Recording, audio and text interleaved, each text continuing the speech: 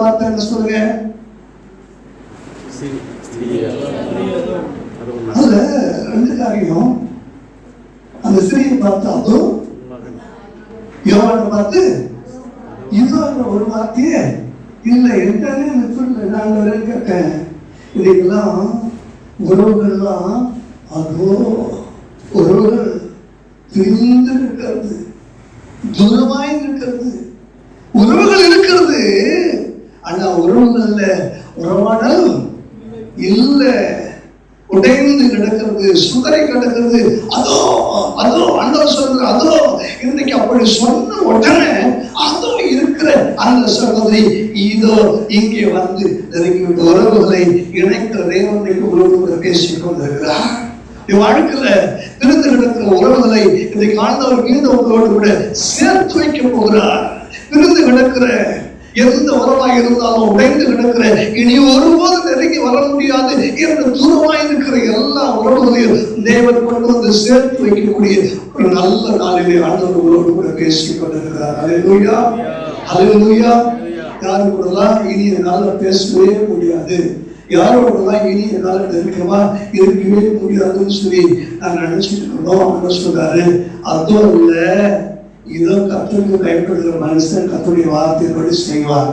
நான் சொன்னா தாய்னா அது தாய் தான், மகன்னா அது மகன் தான், உறவுனா அது என்னன்னா உறவு தான்.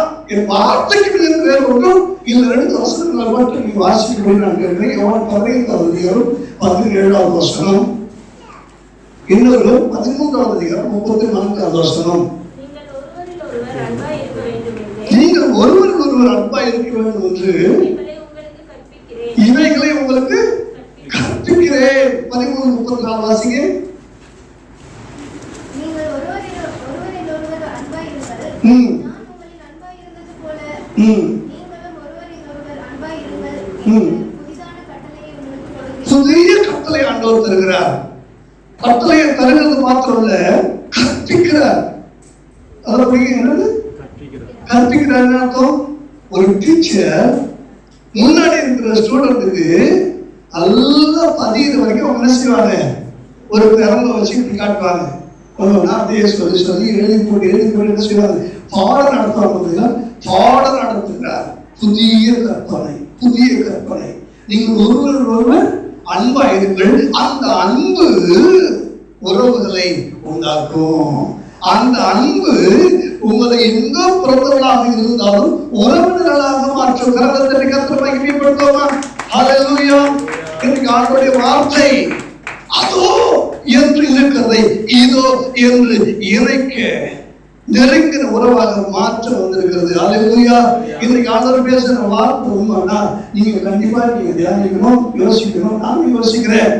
அதுவும் தாய், எனக்கும் தாய் கடையில ரொம்ப தூரம் இருக்கு, இன்னும் அவங்க போய் பார்க்கல. அதுவும் மகன், எனக்கு எங்க அண்ணனுக்கு ரொம்ப தூரம் இருக்கு, இன்னும் அவர் போய் பார்க்கல.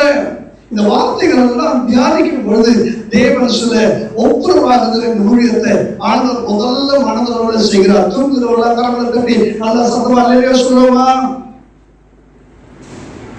பரவாயில்ல, சிலருக்கு விழிப்பு வந்துச்சு, அதுக்காக ஆண்டவருக்கு நான் சொல்றேன். அல்லேலூயா. அதுக்கு சந்தோஷமா இருக்குங்க. ஒப்புரவாயிடுவீங்களா?